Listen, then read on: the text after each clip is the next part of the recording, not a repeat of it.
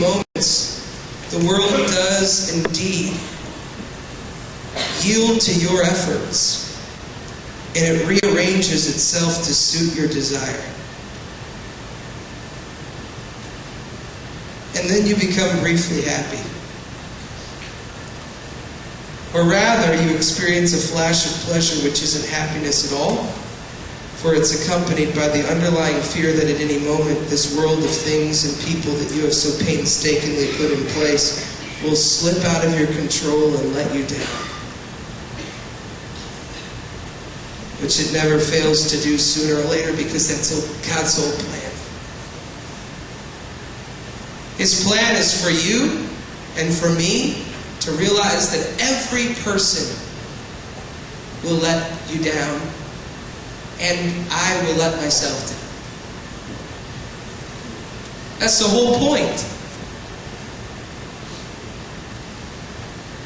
You say, well, that's a bummer. It's not a bummer if you're a Christian. That's the problem with Christianity. When Jesus was on the earth, it was a very difficult thing to become a Christian. And it was a very easy thing to understand. The problem with Christianity today is it's a very easy thing to become a Christian and a very difficult thing to understand.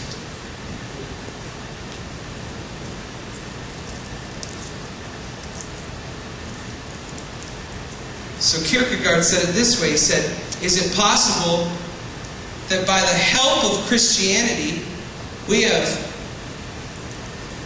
called people Christians who have not yet become Christians?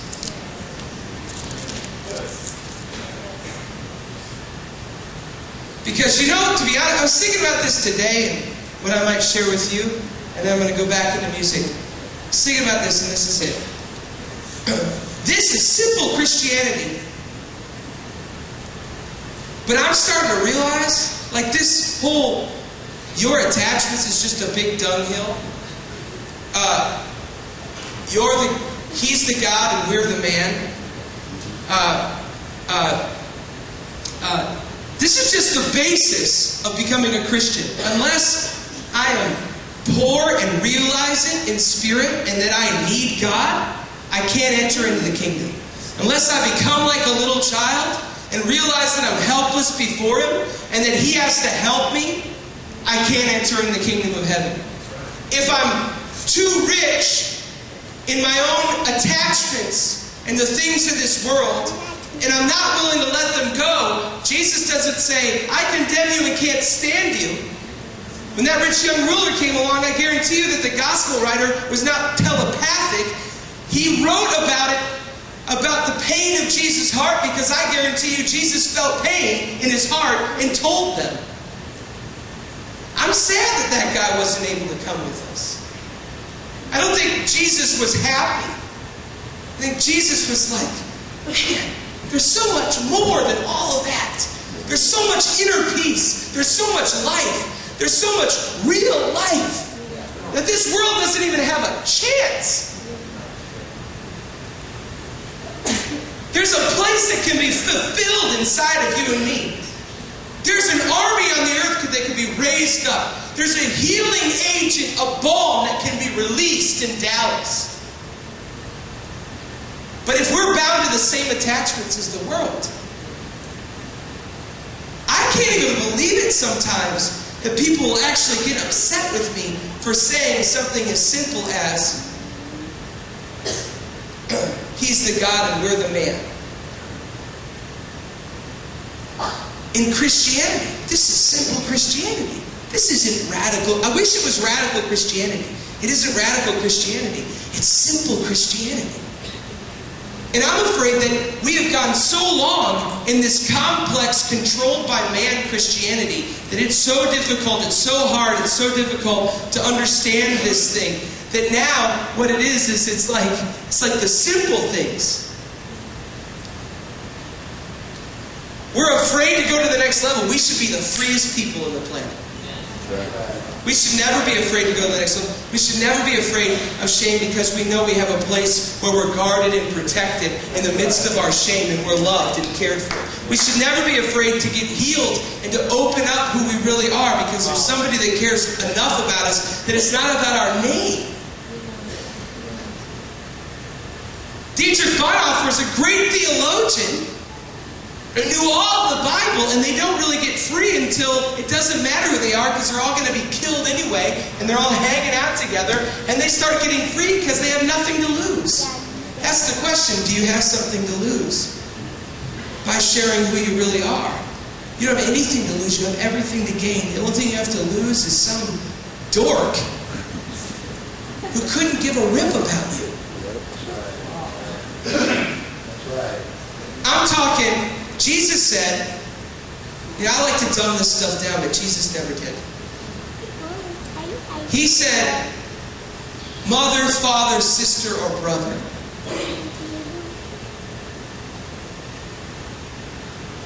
You want to follow God's kingdom? You may have to look like an idiot to those people. To remember with his mother and father? I'm not talking about, I don't even think that Jesus meant that you have to hate them. I'm talking about you have to let that attachment go.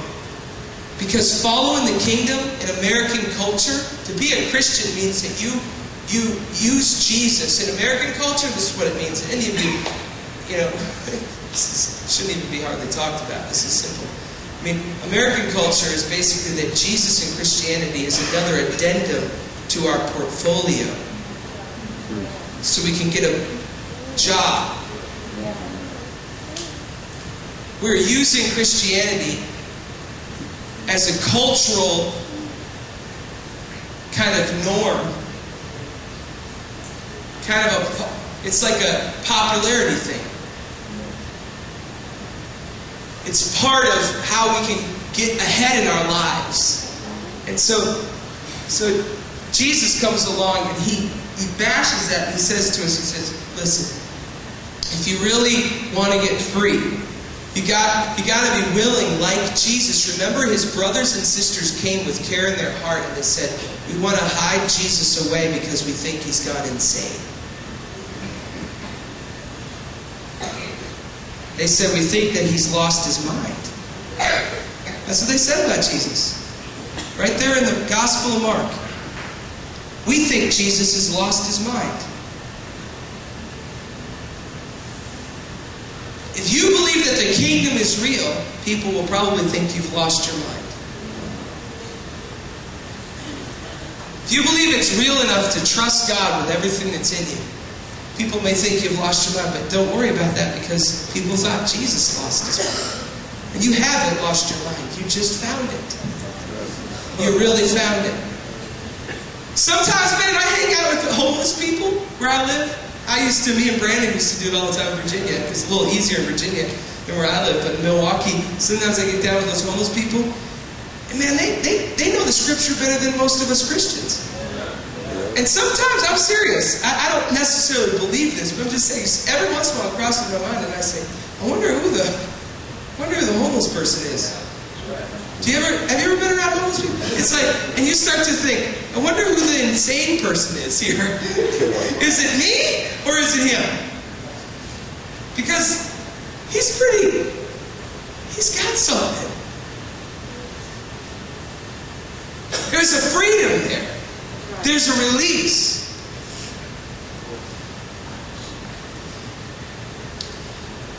So God, I ask for that for these ones. I ask God that you would release us. That the things that we're holding on to, whether it's our shame or our attachments or even the dream that we want for our lives, that we let it go for your heart. That we let it go for your heart because what you've really called us to is right under our nose. It's right in our heart. It's inside of us. The kingdom of heaven is in you. Just raise your hands to heaven. I just want you to just receive this in. I can't make you receive it in. You have to do that yourself. But just, if you want to, receive this in. Just start believing in your heart. Just for a moment, just say, I'm going to believe that the kingdom of heaven is in me. That it's not outside me. It's not somewhere I have to go. But I'm going to really begin to allow God just renew my mind to believe that it's in me.